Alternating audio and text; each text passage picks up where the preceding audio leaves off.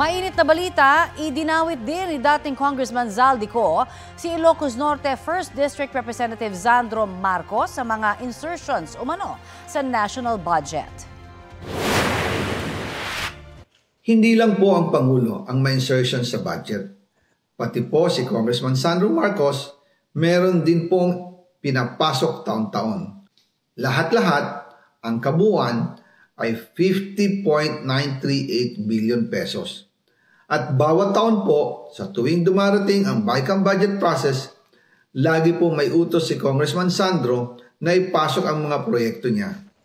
Sabi ni Ko sa panibagong video na kanyang ibinahagi sa kanyang social media kaninang umaga, mahigit 50 billion pesos ang kabuang halaga ng budget insertions ni Congressman Marcos mula 2023. At nang magkulang daw ito ng 8 billion pesos sa 2025 budget, gusto raw siyang sampahan ng maraming kaso at ipatanggal ng anak ng presidente. Nakapag-advance na raw kasi si Congressman Marcos sa mga kontratista pero dahil kulang ang insertion ay kailangan niya itong isauli. Muli ring iginiit ni Ko na hindi po pwedeng sabihin ni Pangulong Marcos na wala siyang alam sa budget insertions dahil mismo raw siya ang nag-uutos dito. Nagkita raw sila noong March 2025 sa isang meeting na inayos ni Justice Undersecretary Jojo Cadiz.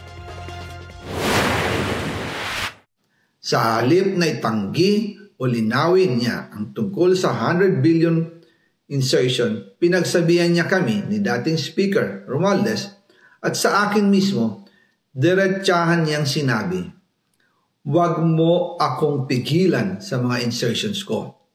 Huwag ka nang makialam sa budget." Dahil sa mga binitawang salita sa akin ni BBM, naging malinaw sa akin na siya mismo ang nag-utos kila Secretary Mina Pangandaman at Yusek Adrian Bersamin na ipasok ang 100 billion pesos worth of projects. Bukod pa raw sa naunang 100 billion pesos na halaga ng mga proyektong isinama sa 2025 National Expenditure Program, gusto pa raw ni Pangulong Marcos na dagdagan ito ng 50 billion pesos, batay sa pag-uusap nila ni Yusek Cadiz. Susubukan namin kuna ng pahayag ang Malacanang si Congressman Marcos at Yusek Cadiz kaugnay nito. Sa inilabas na video ni Zaldico kahapon, pinanindigan niya na siya mismo ang nag-deliver ng bilyong-bilyong piso kina Pangulong Bongbong Marcos at kay dating House Speaker Martin Romualdez. May bago namang idinawit si Ko, si DOJ Undersecretary Jojo Cadiz na nagsilbing bagman umano para sa Pangulo. Balitang hatid ni Tina Panganiban Perez. Naglabas ng video sa kanyang social media page si dating Ako Bicol Party List Representative Zaldico. Dito, muli niyang inakusahan si Pangulong Bongbong Marcos at dating House Speaker Martin Romualdez. 1 billion pesos ang personal kong naihatid. Ako mismo ang nagbigay ng pera, kasama ang aking driver at mga tauhan. At lahat ito ay base sa direktang utos ni Speaker Martin Romualdez. Ayon kay Ko, kauupo lang niya bilang House Committee on Appropriations Chair nang nakatanggap na siya ng utos mula kay Romualdez. Sinabi na agad sa akin ni Speaker Romualdez na kailangan ko makapag-deliver ng 2 billion pesos kada buwan. Inutusan niya ako na mag-deliver ng 1 billion pesos para kay BBM. Ibigay kay Yusek Jojo Cadiz dahil ito raw ang drop-off point na malapit sa bahay ng Pangulo. Sinabi rin po sa akin ni Speaker Martin Romualdez na si PBBM ang nag-utos sa kanya na bilhin ang bahay para gamitin bilang bagsakan at imbakan ng pera mula sa mga SOP, collection at deliveries na para sa Pangulo.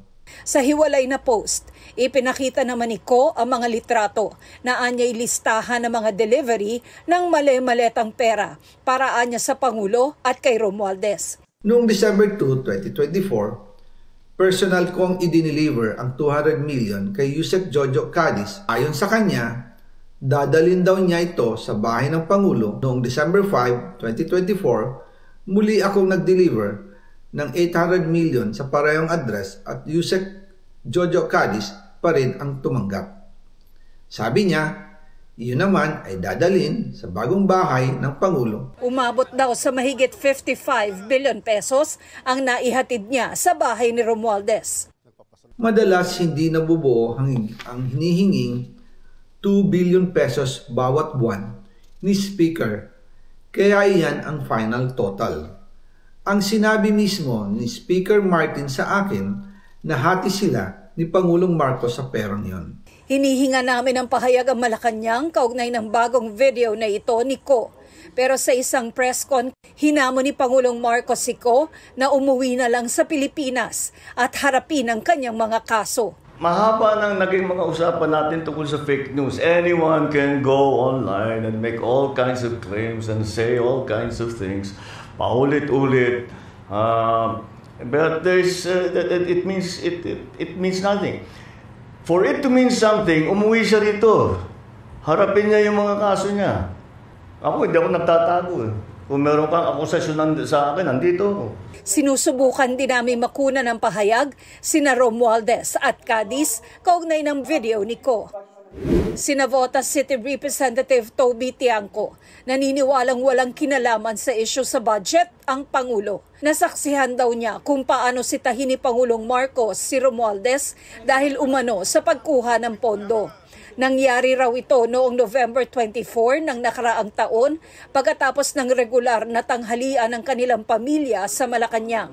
Magpipinsan ang Pangulo, si Romualdez at asawa ni Tiangco. Niya pinagalitan si former Speaker Martin Romualdez. No? At sinabi na kayo ni Saldico, sobra na kayo, kinukuha nyo lahat ng pondo at wala akong nagagawang flagship project. Isa pa lang na sinabi niya in front of me is, kayo ni Saldi, ang dami yung kinukuha, grabe yung corruption sa House, at alam mo Martin, wala akong natatanggap dyan.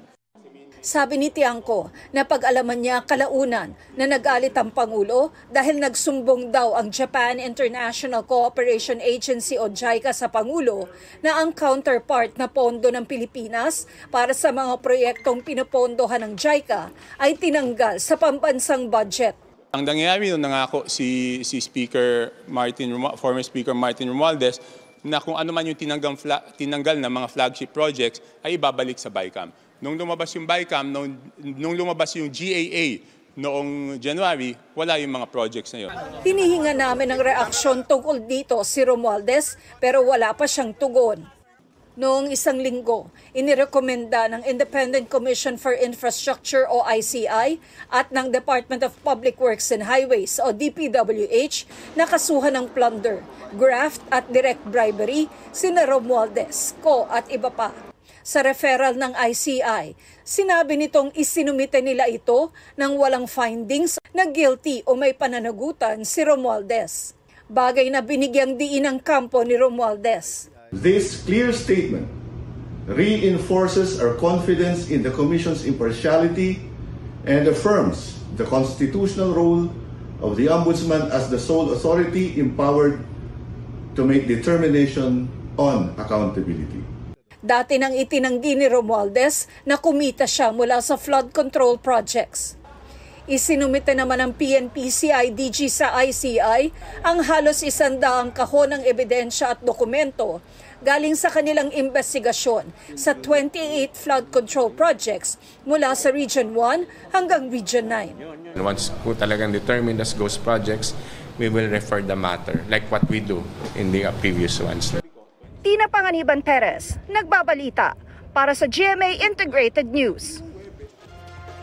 Sinusubukan pa rin ng GMA Integrated News na kuna ng pahayag si DOJ Undersecretary Jojo Cadiz kaugnay sa aligasyon ni Ko.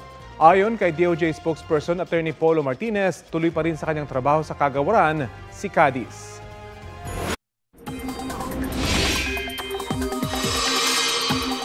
Update po tayo sa lagay ng panahon. Ngayong patuloy na nagpapaulan ang bagyong Verbena sa ilang bahagi ng bansa. Kausapin po natin si Pag-asa Weather Specialist Benison Estareja. Magandang umaga at welcome po sa Balitang Hali. Good morning din po, Ma'am Connie. Sa mga lugar na po direktang nagpapaulan itong bagyong Verbena sa mga sandaling ito, sir? Sa ngayon po itong si Tropical Depression Verbena nasa may sulusin na po. So pinaka-affected na mga lugar, ito po nasa Western Visayas, at malaking bahagi po ng Mimaropa, lalo na yung Southern Mindoro and Northern portion of Palawan. In the coming days, meron po malalakas na mga pag-ulan, posibleng umabot sa hanggang 200 millimeters at yung hangin, pabugso-bugso din po. So meron doon signal number 1. I see. At ano ho ang tsansa na lumakas pa itong bagyong Verbena? Sabi ho, pagdating ng Palawan, baka maging tropical storm? Tama po, no, within the next 12 hours or posibleng mamayang gabi po ay lumakas pa ito bilang isang tropical storm. So maaaring magtaas tayo ng wind signal number 2 sa may northern portion of Palawan hanggang sa makalampas na po dito sa may northern Palawan, West Philippine Sea. Posibleng unti-unti pa itong lalakas habang papalabas po ito ng ating area of response. At habang sinasabi nating papalakas po itong bagyong Verbena, ano ho ang ating aasahan naman doon po sa mga areas po na kanya hong dadaanan pa? Yung portion ng Palawan, tapos ilang areas pa dito sa may Southern Mindoro, makakaranas din po sila ng mga pag-ulan na madalas malalakas po. No? Expect po nila na magkakaroon ng mga heavy rainfall warnings. Yung mga pag-ulan, posible po siya magdulot ng mga pagbaha. Hindi lang ito sa mga low-lying areas, no? Yung mga tipong hindi madalas binabaha ng mga lugar. Pag-apaw din po ng mga kailugan dito sa may Paping Mindoro ay Northern Palawan at yung landslides or pagguho ng lupa, possible pa rin po knowing na saturated pa yung ating ilang kalupaan doon at nagkaroon nga ng mga pag-ulan itong mga nagdaang araw. Yung kanya pong truck ay para daw kay Tino. Ganun din ho ba yung asahan po natin ng dami ng ulan na ibubuhos po ng bagyong Verbena? Gaya po sa Bacolod na matinding baha po ngayon ang nararanasan. Yes, merong pagkakahalintulad doon sa track or yung daraan ng mga lugar itong si bagyong Verbena compared dito kay bagyong Tino. Pero in terms of ulan, so far naman po wala pang humigit sa 200 millimeters, which is a good sign.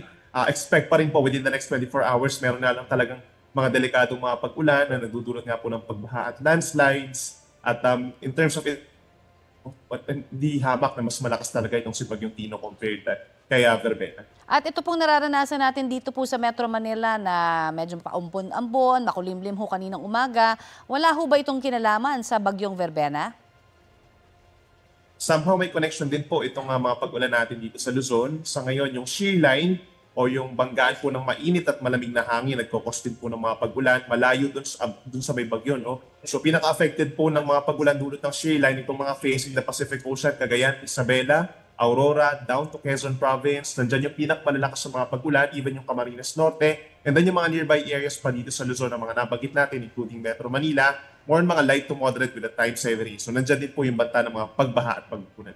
Alright, marami pong salamat sa inyo pong update na yan sa amin.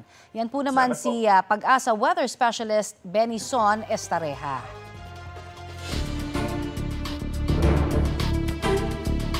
Mainit na balita, nagkarambola ang ilang sasakyan kabilang ang dalawang truck sa Sumulong Highway sa Antipolo, Rizal. May ulat on the spot si Marisol Abduraman. Marisol? Rafi, isa nga ang kumpirmadong patay, 5 naman ang sugatan sa aksidente dito yan sa Sumulong Highway sa Antipolo, Rizal. Nangyari raw ito bago mag-alas 7 kaninang umaga. Ayon sa investigador ng Antipolo Police na si Patrolman Raymar Palabino, 5 sasakyan na sangkot dito, Rafi, 2 dump truck, merong 3 motorsiklo at 2 namang 4-wheel na sasakyan na ang isa nga parang lata. Actually, Rafi, nakita natin na parang latag itong na-UP kanina. Pati nga mga dump truck ay totally wrecked din sa harapan. Sa investigasyon ng pulis, pababa sa Sumulong Highway ang isang dump truck nang sunod-sunod daw itong bumusina, signaling na merong ang emergency. Nawalan na pala ito ng preno. Nang makuha raw ng isa pang dump truck na nasa kanyang unahan, ang mensahe na yun na tila merong ang emergency sa pamamagitan nga ng sunod-sunod na busina ay prumeno raw ang truck na nasa harapan para sana mapigilan ang truck na nawala ng preno. Pero dahil daw hindi kinaya, dahil yung nawala ng preno na truck, Rafi, ay may mga kargang buhangin, dumaos-dos sila parehas. Kaya yung truck, Rafi, na nasa harapan ay bumangga sa poste, gumawing kaliwa at nasalpok nito, Rafi, ang 2 motorsiklo at 2 sasakyan. Habang ang isa namang truck na may kargang buhangin, yung nawalan di umano ng preno, ay sumalpok naman doon sa isang rider. Na sinasabi na siya raw ang namatay at kumpirmadong patay ngayon ay dineklarang dead on arrival sa ospital. Samantala, sinugod naman.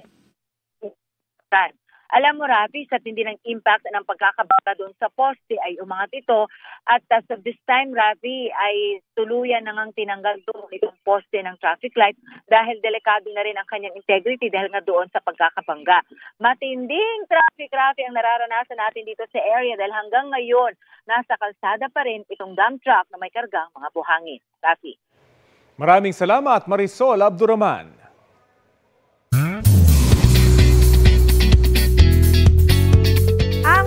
Premiere ng KMJS Gabi ng Lagim the Movie naging Gabi ng Kilig. Finally kasi nagkita na si star of the new gen Jillian Ward at bagong sparkle star na si Eman Baco sa Pacquiao.